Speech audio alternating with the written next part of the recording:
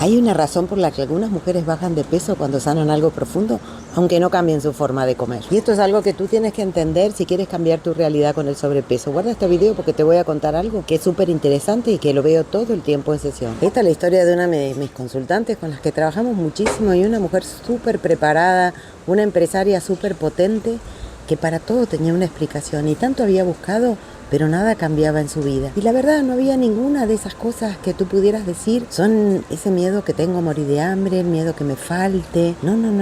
Había una historia, pero tampoco encontramos nada donde ella se hubiera sentido abandonada y menos aún agredida. Y era muy raro, pero ella era una mujer que estaba decidida a lograrlo y esto fue lo que pasó. Y como ella durante mucho tiempo empezó a bajar de peso, pero después que encontramos esto que estaba súper guardado en su interior. Y aunque nunca encuentro la herida que se haya grabado en la adultez, nunca había encontrado, no sé si nunca existe. Generalmente decimos que no en biodecodificación, pero aunque yo nunca la había encontrado, esta vez sí fue así. Ella durante 13 o 14 horas había tenido que parir a su hijo muerto, porque los médicos se resistían a hacerle una cesárea. Y su bebé se había muerto el día que ella tenía la fecha probable de parto. Algo muy doloroso había pasado pocos días antes de esa fecha y ella sintió cómo su bebé se movía hasta que un momento dejó de sentirlo. Y en esa época no existía la conciencia que tenemos hoy y tanto el equipo médico como su pareja decidieron que mejor ella no tomara contacto con el bebé y se ocuparon de hacer lo que tenían que hacer con el bebé y le hicieron su sepultura.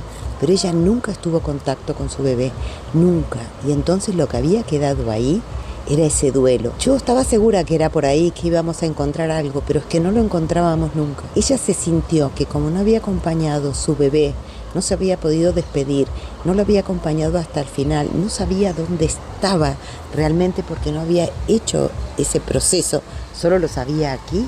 Ella nunca se había despedido de su bebé y toda esa barriga estaba en su cuerpo. Y como en sus creencias era imperdonable abandonar, ella se juzgaba, ella había quedado en su cuerpo atrapado tanto el dolor de ese hijo no nacido, ese bebé que perdió del que no se pudo despedir, como la culpa de haberlo abandonado. Ella se sentía culpable por no haberlo acompañado.